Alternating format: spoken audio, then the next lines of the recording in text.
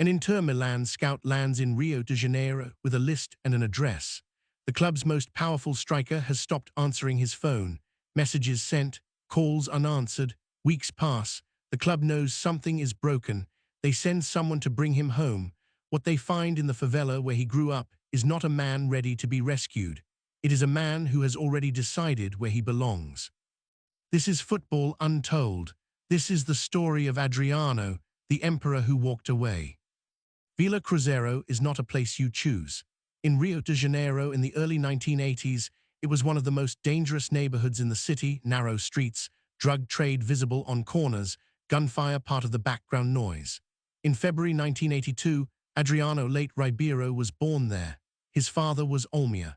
The relationship between them was the foundation of everything Adriano would become. Olmia was a football man, the kind of father who saw what his son could be before his son saw it in himself. They spent hours together, they had plans, and then in 1992 at a party, a stray bullet found Olmia, not a wound that killed him, a wound that changed him, chronic seizures after that, uncertainty, a man altered but still present, still fighting, still Adriano's anchor. The boy grew up in the favela watching his father survive something that should have destroyed him. He grew up with one belief: the way out of a place like this was to be better at football than anyone else. By the time he was 18, Flamengo had already noticed. They signed him. Within a year, Inter Milan, one of Europe's richest clubs, came calling. He left Rio at 19 with a professional contract that would make his family wealthy. Nobody from Vila Cruzeiro had ever had that kind of certainty. The money would take him out of the favela, but it couldn't take the favela out of him. The first 3 years were the architecture phase, Fiorentina on loan to harden him, then Parma, where he played alongside Adrian Mutu, both of them young and dangerous. Serie A defenders began to dread the minutes when both were on the field. January 2004, Inter bought him back, €23 million. He was 22. When he returned to Milan, the club had clarity, 1.89 meters tall, explosive pace that made defenders freeze, a left foot that technical analysts said was the hardest strike in all of European football, not the most elegant, not the most intelligent, the most powerful. The club gave him a name that goes beyond a nickname, El Imperator, the Emperor, not something you call a prospect, something you call someone who has already arrived. The Copa America in the summer of 2004 was his moment of definition. Brazil sent him into that tournament as a young emperor, and in 18 matches across the month, something crystallized. The final came. Argentina was across from them. The game stayed level, 93rd minute. The ball to Adriano, he scored, an equalizer that told the story of the match. Brazil would win this tournament. 7 goals he scored in that tournament, first in the scoring list. Named best player of the Copa America. At 22 years old, he had announced himself not as a talent, but as a force. Inter brought him back to Europe with that trophy in his pocket. The 2004-05 season began. 16 Serie A goals, the numbers that said everything. The Emperor had arrived. August 2004, days after the Copa America triumph, his father had a heart attack. Olmia was 45, Adriano was 22, the man who had survived a stray bullet, who had fought the seizures, who had been the reason Adriano believed in something beyond the favela. That man was gone. What happened after is documented by people who were there. Teammates noticed, coaches noticed, the club knew. Adriano showed up to Inter's training ground hungover. Some days he did not show up at all. Some days he showed up and slept at the ground rather than face the apartment and the silence. The depression was clinical. The drinking was his answer to depression. He was 22 and had just learned that money and distance and fame do not protect you from the worst things. They just make them happen somewhere else. Years later, after he had come to terms with what he was surviving, Adriano would speak about it. When my father died, he said, football was never the same. I fell into depression and started drinking. I only stopped when I got back to Brazil. The words are simple.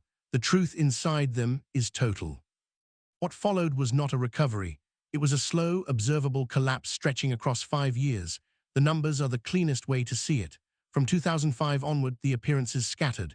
The 16 goals became 8, then 5, then nothing. Different managers came. In 2008, Jose Mourinho arrived. Mourinho, who understood mythology, who saw what Adriano had been and wanted to resurrect it. For one season, Mourinho tried. When Adriano was fit, he contributed. But fit became harder to manage. The absences to Brazil became longer. Phone calls went unanswered. Training sessions were skipped. Inter, during this time, said very little publicly.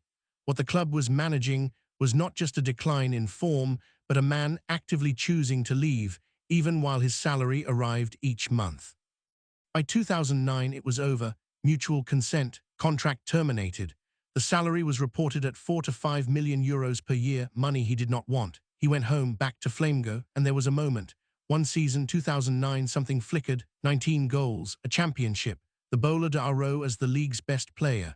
For 30 days, it seemed possible that the cycle could break, but the pattern has inertia. Roma signed him in 2010, 5 league appearances.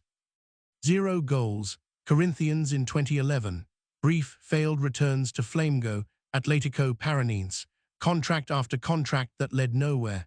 By 2016, at 34 years old, he was finished.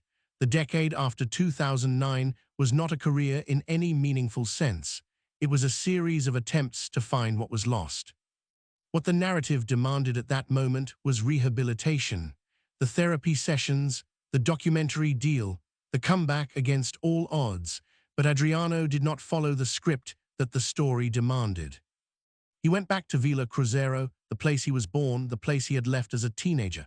He chose to live there, not in shame, not in hiding, consciously. He became visible. He funded street parties. He appeared in photographs, sitting in plastic chairs with childhood friends, drinking beer, talking about nothing in particular. The Brazilian media discovered him periodically and wrote the story as tragedy. The emperor has fallen. Where is Adriano now? Framing his presence in the favela as evidence of loss, as the final chapter of a man destroyed. But Adriano did not accept that frame. He said he was not lost, he was home.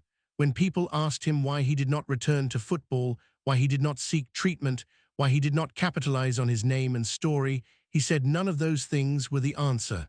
The answer was simpler. He wanted to be there. In 2021, Adriano wrote an essay published in the Players' Tribune titled The Emperor of Vila Cruzeiro. He explained what had happened to him in Milan, not as a story of failure, but as a story of misalignment. He wrote that the favela was the only place his grief made sense. That football fame, without his father there to witness it, without Olmia in the stands or on the phone or in the apartment waiting, felt like applause in an empty stadium. That the money and the trophies could not substitute for the man who first believed in him. That coming home was not a regression. It was the only true thing. His career was remarkable.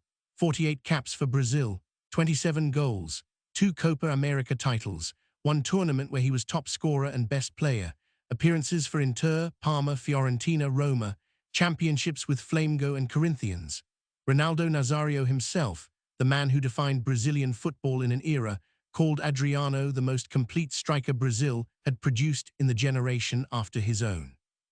Adriano is still there, in Rio, visible sometimes in old photographs shared on social media from the neighborhood where he grew up, still drinking beer in plastic chairs, still with friends who do not care about Copa America records or what his salary used to be or how many Serie A goals he scored. The Brazilian media still discovers him periodically as if he is lost and needs to be saved. But he has never been lost. He has always known exactly where he belongs. Money can move a man out of the favela. It cannot move the grief out of the man. Some stories end at full time. This one never did.